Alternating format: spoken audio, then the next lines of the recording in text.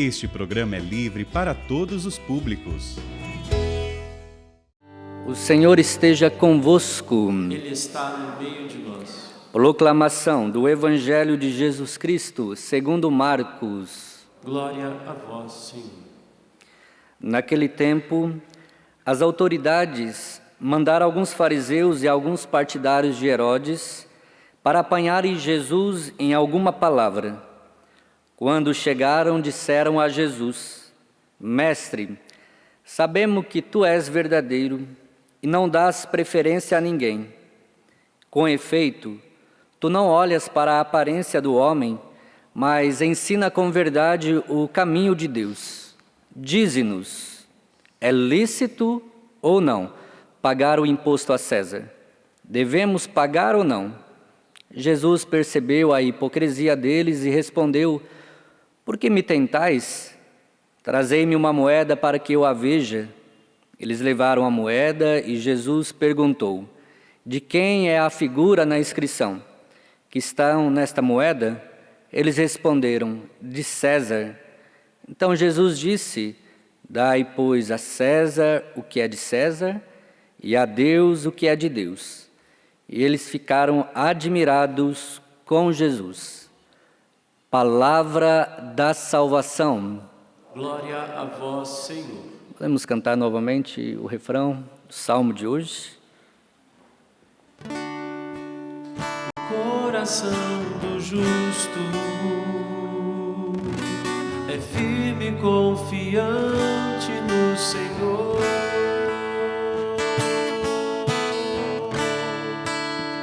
O coração do justo é firme e confiante no Senhor. O coração do justo é firme e confiante no Senhor. E nós precisamos compreender isso como uma verdade e que nós precisamos trazer para a nossa vida. Quem confia no Senhor, nada teme. Pode vir as tribulações, pode vir as dificuldades, porque se o nosso coração está nele, nós estamos em paz.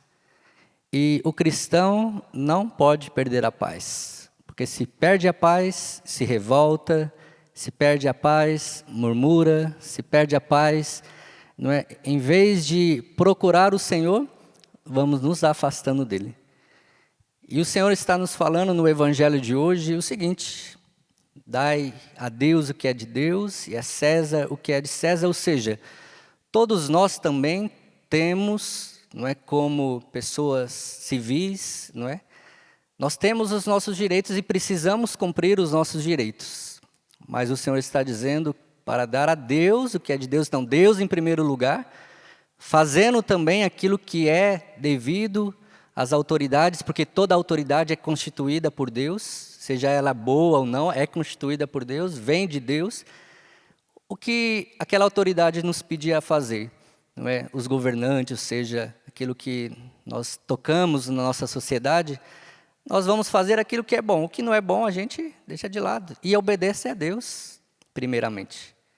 Mas nós devemos fazer, não é aquilo que Jesus está nos pedindo. Dai a Deus o que é de Deus, o que é César, a César o que é de César. Ou seja, fazemos o que é da vontade de Deus e fazer aquilo que nos compete como cidadão. Aquilo que é bom. O que não é bom, a gente deixa de lado. E aí a primeira leitura nos mostra justamente Tobias, não é? Que no dia de ontem estava na mesa lá, sentada com o rei, comendo, e ficou sabendo que tinha, não é, uma pessoa morta lá no meio da praça. Ele se levanta, sai da mesa, vai lá, pega aquela pessoa, dá uma dignidade a ela, uma sepultura, e ali então Tobias é ameaçado de morte, porque ele está fazendo bem. Mas ele está fazendo bem por quê? Porque o seu coração é um coração reto, um coração que faz a vontade de Deus, é um homem piedoso, é um homem que entendeu que, não é, a sua vida não é mais importante, não é, a sua vida, ela é importante quando eu faço a vontade de Deus. E aí, meus irmãos, aquele homem é perseguido, aquele homem ali, não é, é criticado, é caluniado. mas porque o seu coração está em Deus, ele não teme fazer o bem. E quantos de nós cristãos temos um medo de fazer o bem, porque hoje não é costume mais fazer o bem. Por quê? Porque o mundo inverteu os valores. Fazer o bem, não é, vai de alguma forma mexer com a consciência de muitos que não querem fazer, querem trapacear, querem tirar vantagens. E nós precisamos ser aqueles que darão equilíbrio a este mundo. Imagine se nós formos, não é, deixar que a mentalidade, o sistema do mundo entre no nosso coração, na igreja, nós vamos nos corromper como muitos estão sendo corrompidos por aí. E o Senhor está nos alertando, busque o bem, faça o bem, seja um homem virtuoso, seja uma mulher virtuosa. Assim nós estaremos agradando a Deus e não aos homens. Por isso, meus irmãos, minhas irmãs, apesar de ser fiel a Deus, Tobi nem sempre recebeu de Deus a recompensa devida. Mas em nenhum momento ele blasfemou contra Deus. Em nenhum momento ele deu as costas para Deus. Não é? Perdeu tudo, perdeu seus bens e ainda foi acometido por uma cegueira. 4 anos cegos. Vê aqui na leitura se em algum momento ele resmungou, murmurou, blasfemou, deu as costas para Deus. Continuou dando louvor a Deus, ação de graças a Deus. A primeira leitura está nos ensinando que no meio das dificuldades que nós vivemos, seja numa tribulação, seja numa enfermidade, seja numa falta de emprego, seja num matrimônio conturbado, eu preciso dar louvor a Deus, porque Ele está conosco. As práticas de amor a Jesus Cristo, o livro de Santo Afonso Maria de Ligório, diz o seguinte, que todo ser humano, seja ele bom ou mau, vai passar por algum tipo de sofrimento. Então, não pense que eu servindo a Deus, Deus vai me dar somente, consolações, satisfações. Não, o sofrimento é para que nós sejamos provados. E o livro do Monsenhor Jonas Zabib, Vocação, Desafio de Amor, diz assim, Deus nos prova para sermos aprovados. É dessa forma que Deus ele vai conduzindo os seus fiéis, os seus filhos. Então, precisamos entender como quando sou provado, é para que Deus nos aprove. E aí, meus irmãos, a última grande provação, então, de Tobias foi a cegueira, então, que dura 4 anos. E sujeitou aos escarnos e às críticas da sua própria esposa. Esposo que está aqui, namorado que está aqui. Não seja como esta mulher que ficou ali importunando Tobias para que ele reclamasse contra Deus, para que ele se voltasse contra Deus. Os amigos dele, para que ainda você continua servindo a esse Deus? Você dá tudo a ele e ele tira tudo de você. Como é que nós queremos ser verdadeiros cristãos se no momento da tribulação, da provação, das calúnias, das injustiças, a gente virar as costas para Deus. E a gente ainda rogar, eu sirvo a Deus, então Deus tem que me dar o melhor. Não é assim, não é a teologia da retribuição. Eu faço e eu ganho de Deus. Não, é o contrário. Ali eu vou perseverando. Ali eu vou ainda aprofundando ainda mais a minha fé. Ali eu vou ainda mais, tendo a oportunidade de me santificar. A gente perde a oportunidade de santificar. Senhor, me faz santo. Aí Ele manda as provações. Aí já a gente não quer mais ser santo, porque é difícil. Não, precisamos entender. E precisamos, nestes momentos, não desperdiçar as oportunidades. O que você está passando hoje? Eu não conheço o seu coração, mas você pode estar passando por alguma dificuldade agora. Tenha agora a consciência, isso vai me santificar, isso vai me levar mais para Deus, isso vai me fazer um homem melhor, uma mulher melhor, um cristão melhor. Nós não queremos ser santos aos nossos moldes. Também lá no livro As Práticas de Amor de Jesus Cristo, diz assim, hoje o mundo quer ser santo aos seus moldes. Não, nós precisamos ser santo aos moldes de Jesus, que passou pelo sofrimento, que passou pela calúnia. Aqui Jesus está sendo aqui interrogado. Jesus, o que mais aconteceu na vida dele foi ali sendo interrogado, sendo ali confrontado. Mas Jesus não perdeu a sua confiança no Pai. E nós precisamos ser assim, meus irmãos. E São Jerônimo diz que o exemplo de paciência de Tobias e de humildade, de mansidão, de fé e de temor a Deus. Então, o que você precisa viver na sua vida cristã? Uma vida de paciência, uma vida de humildade, e uma vida de mansidão, uma vida de fé e uma vida de temor a Deus. E aqui quero trazer uma virtude importantíssima que retrata toda a vida de Tobias, a virtude da fortaleza. E o Catecismo da Igreja Católica diz: é a virtude da fortaleza que dá segurança nas dificuldades, firmeza e constância na procura do bem. Ela afirma a resolução de resistir às tentações e superar os obstáculos na vida moral. A virtude da fortaleza nos torna capazes de vencer o medo, inclusive da morte, de suportar a provação e as perseguições. Dispõe a pessoa a aceitar até a renúncia e o sacrifício de sua vida para defender uma causa justa.